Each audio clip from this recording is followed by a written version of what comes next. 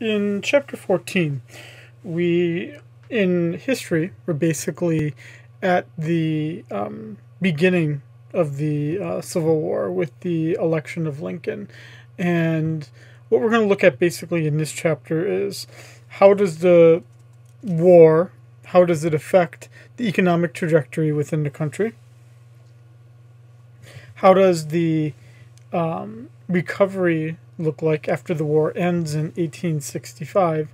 And what are the significant differences that we can see between the North and the South, both during and after the Civil War? Now,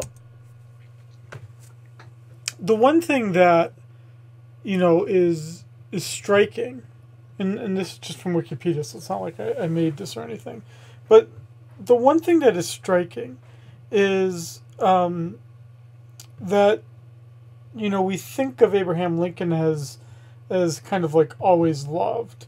But that's not in fact the case. So even if we just look at the 1860 election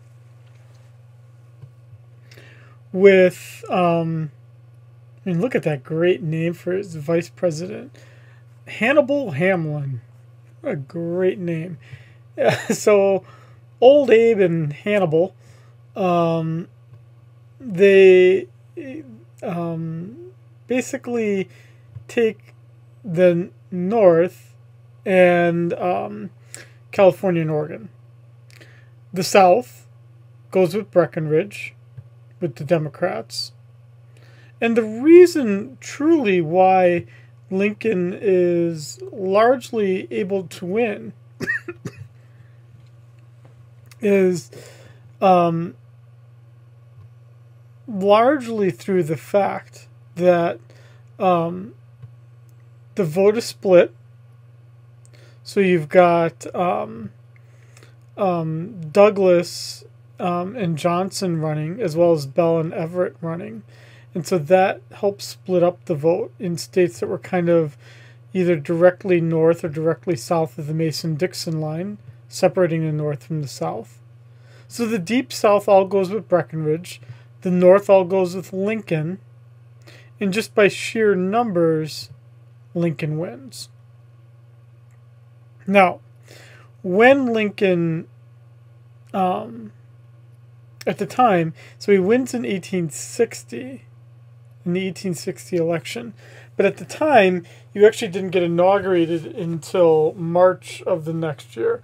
So it was in March of 1861 when Lincoln's inaugurated. He takes this famous train ride from Springfield, Illinois to Baltimore, Maryland. But there were so many attempts on his life that he had to hide as like an old woman to kind of avoid being caught.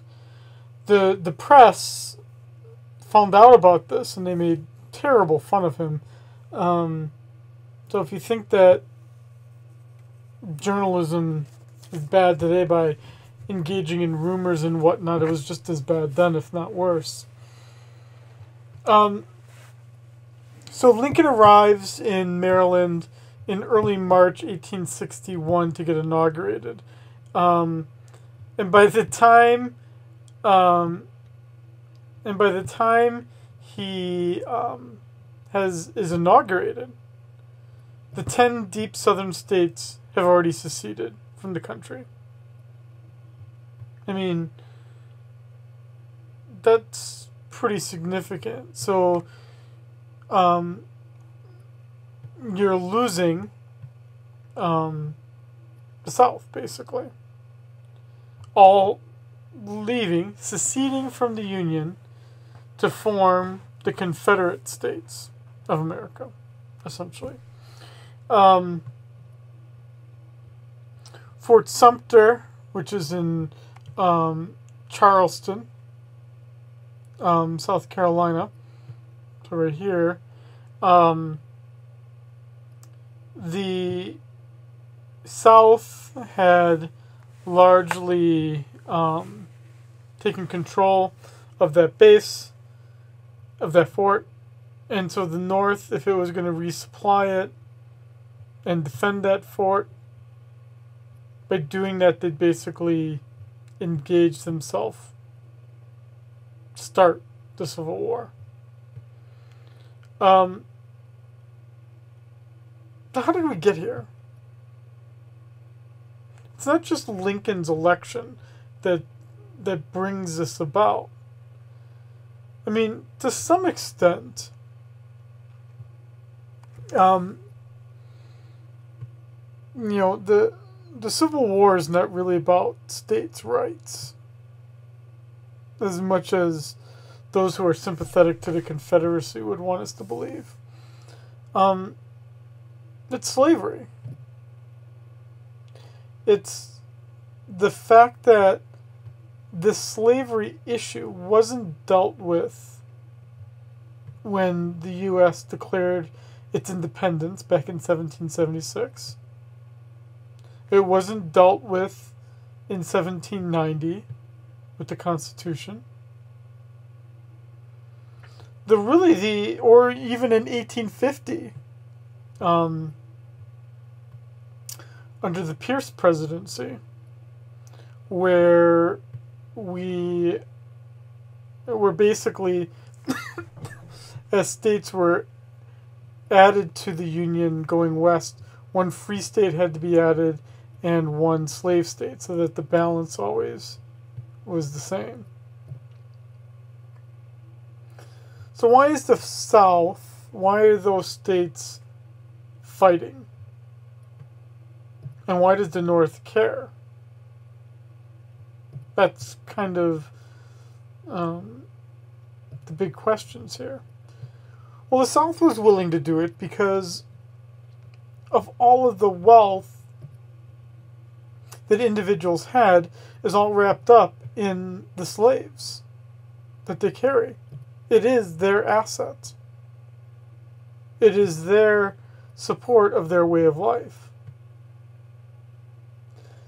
The North needed the agricultural wealth that came from the South to support the country.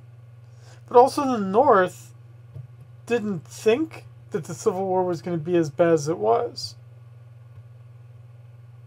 So, but this is true of both sides. The North thought it was going to be a fast war, that the South would just kind of give up. But also the South felt like the North really has no big interest in fighting this, so they're just going to, compromise in some way. But both were wrong. You've got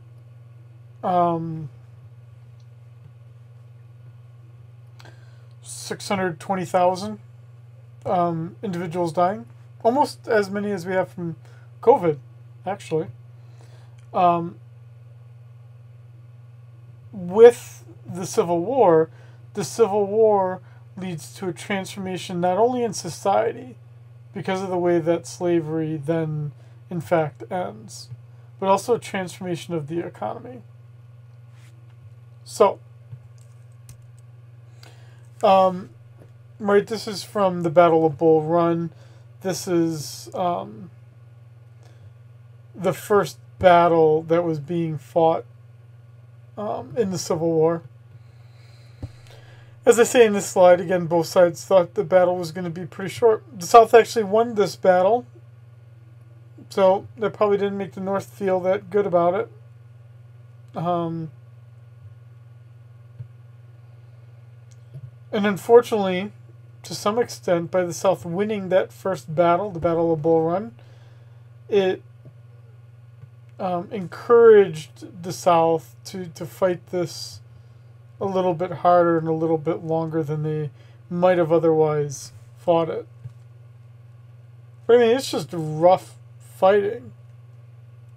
It's, yeah, you got bullets and stuff going on, but a lot of it's pretty close contact. People are not that separated from one another. When we think again of what the war did, transformed the economy, solved the slavery issue for once and for all. But what we see as well is we see things that had never been done before in terms of the role that the government was going to play in the economy. It highlighted, to a larger extent, the value of having an industrialized economy as opposed to an agricultural-based economy. But with a unified country after the Civil War, you also had an encouragement of investments in the infrastructure that comes after the war. Now, the problem, again, a bigger part of the problem for the South was that even though it won the first battle, the Battle of Bull Run, the South just didn't have a lot of advantages. Didn't have that many soldiers. Of the white soldiers that it had, not even everyone believed in the Southern cause. The Confederate States ended up using a lot of their workers, people that could have served as soldiers, had to be kept on the plantations to keep the slaves working. The South didn't have the manufacturing to build ammunition, instruments of war. The South didn't have the rail trackage, the rail infrastructure to be able to transport goods well. And after a few years into the war, again, all the South can do, the best it can hope for, is just trying to exhaust the North. And that was actually the case all the way out through 1864. As late as 1864, Lincoln, although he was clinically, I think many people would today refer to him as depressed. But even as pessimistic as Lincoln was, he still, even in 1864, didn't believe that the North was going to win. And most people in the North believed that as well. It's really until you get General Grant, who later, becomes President, Ulysses Grant. It's not until Grant as general, Grant's also from Illinois, like Lincoln. I think it's his summer home that's in Illinois. I think he's originally from Ohio, I want to say. No, it's his boyhood home. Sorry, General Grant's boyhood home is in Illinois. That's what it is, I think. I could be wrong. Someone should Wikipedia it. Anyway, it's not until Grant is general that he starts winning the wars, the battles, and that really doesn't come to fruition until 1865, that the North is given some hope of victory. Now,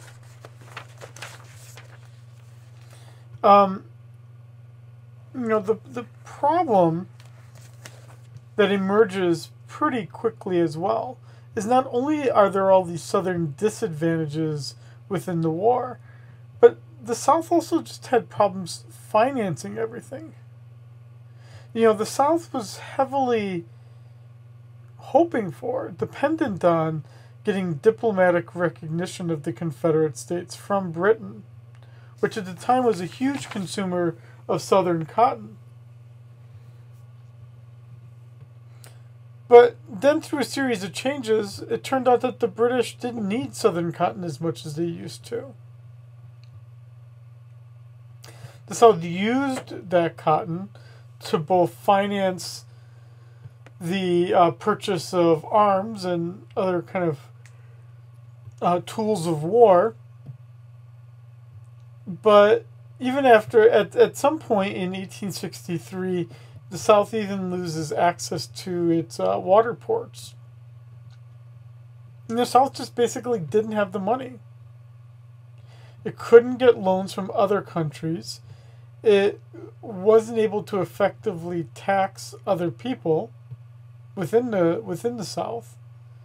And so the only thing it had as a way to finance the war then, if it can't borrow the money, it just has to print the money. So it printed a lot of currency, which basically gives us hyperinflation, with prices increasing dramatically. At some point, you get, well, also I should say this too. It's not helped by the fact that the southern currency that was being issued, the northerners were also counterfeiting it. So then even when the South is trying to use the currency that it's printing, people aren't trusting the currency because as a form of economic sabotage, you've got northerners who are counterfeiting it. Now, the North also has some challenges in financing the war, but the things they could do that the South wasn't able to do was that it was able to impose taxes. In fact, this is the first time we actually get taxes on income is during the Civil War. You've got a huge purchase of bonds. Salmon Chase, who's the Secretary of the Treasury, works with the first investment bank in the United States to basically sell bonds door to door to finance the war. But it still didn't have enough money, so it did have to print some currency as well. And so you do get some inflation, but certainly nowhere near as bad as the South had. But the funny thing is that the value of the slaves at the beginning of the war was valued at about $3 billion in 1860. The Civil War ended up costing $6 billion, almost $6 billion. So as the last bullet point highlights here, it would have just been better to buy the South out rather than fight this costly war, both in terms of resources and number of people killed. The problem, though, is that even if the North had just tried to buy the slaves, it still wouldn't have solved the problem in the permanent way that fighting a war does, where you can then just say no more slavery. But also, too, it's difficult to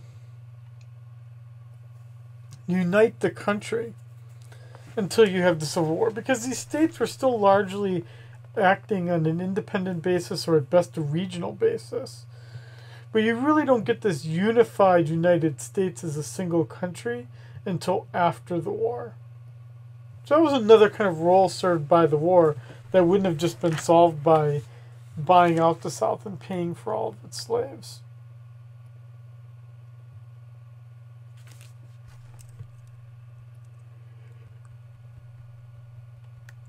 Now, the one thing that we are given here in this chapter is the Beard-Hacker thesis. What the Beard-Hacker thesis essentially says is that although the war was basically necessary to emancipate the slaves, the other thing that the Civil War did is it pushed the North to expand its industrial capacity even further. It stimulated it.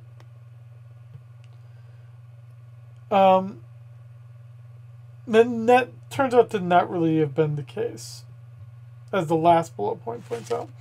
If you look at the output of the manufacturing sector, it's no higher. It's actually just slightly lower after the war as it was before the war. In terms of the productivity of in the industrial sector within the economy. Really what the war does is it unifies again the United States in a way that the third bullet point highlights here. With a single country, the United States, it pushes the country as a unified country to use its then powerful government to create a banking system that is nationwide, to finance and subsidize a railroad that has nationwide coverage, and to pass tariffs to protect industries within the country. That's really what the Civil War does in terms of northern development. Now, obviously the war is fought, and again, it's not an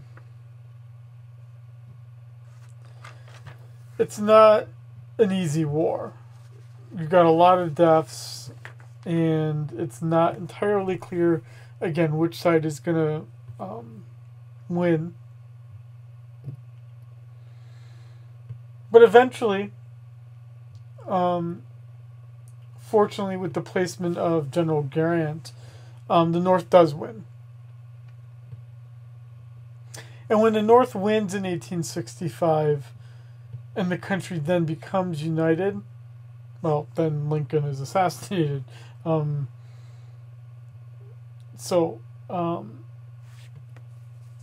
sort of stability, at least from having Lincoln in office, ends at the end of the Civil War.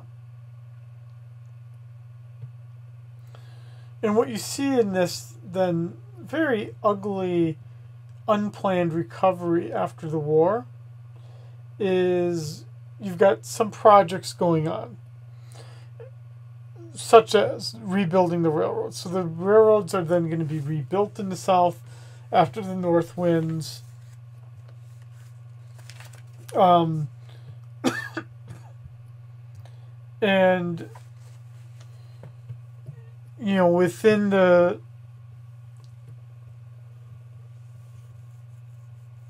within the North, you don't have any destruction at all, really, of the infrastructure. So the infrastructure is intact there. You're just going to connect things well, and you're going to tie things together well with the South and the North to bring it into a single country philosophy. And when we look at what happened to the South as a result, as a consequence of losing the Civil War, well, obviously, all the slaves are emancipated. So you have that loss of personal wealth that comes with having lost. But also the quite efficient plantation system is then destroyed, because you don't have the incredibly cheap slave labor to support it. You've got women and children who are no longer forced to be in the fields to engage in agriculture, so they probably no longer will. And also just the market's changing. The things that grew well in the South, especially cotton, is just grown elsewhere. And so you do get this massive redistribution of wealth in the South as a consequence of the South losing the Civil War. And it's replaced with sharecropping, which essentially it's a southern landowner's land, a white person's land, typically. But the sharecropper, who in most cases was a former slave, is basically running the land. And it's running it for the joint benefit of themselves and the owner of the land. So they're generally sharing the loss and the benefits 50-50.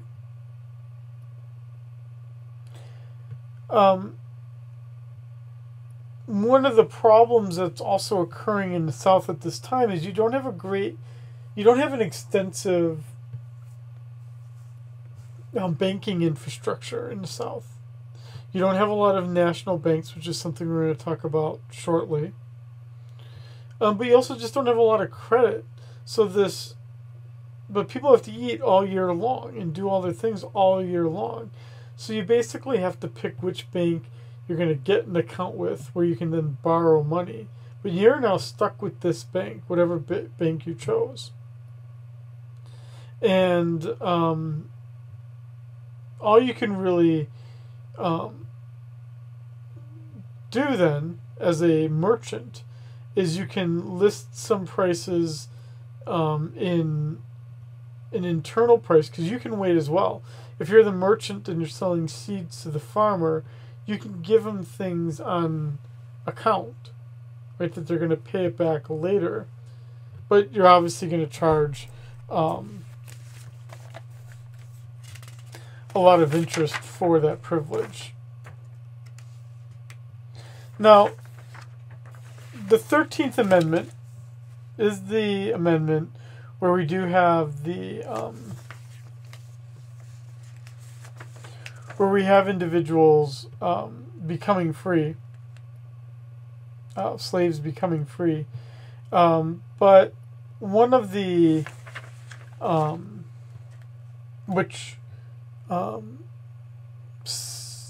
this coming Saturday is June 19th, actually. It's going to be the very first Juneteenth Day, which is a celebration of the last slaves being informed that they were free. Occurred in Texas in June, even though they were given their emancipation back in December of that year of 1862. So the 13th Amendment was passed in 1863. But that is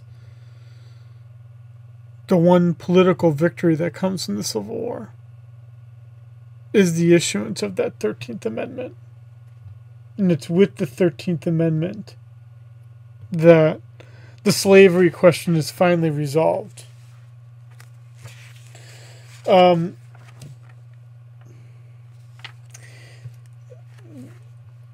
problems in the South that come from the lack of a banking infrastructure ends up hindering development in the South for decades to come, and that only gets resolved at the turn of the 20th century. I mean, even if you watch a popular movie like the movie Lincoln or something like that, one thing you see is that the war really could have gone either way. It was not necessarily the case that the North was going to win.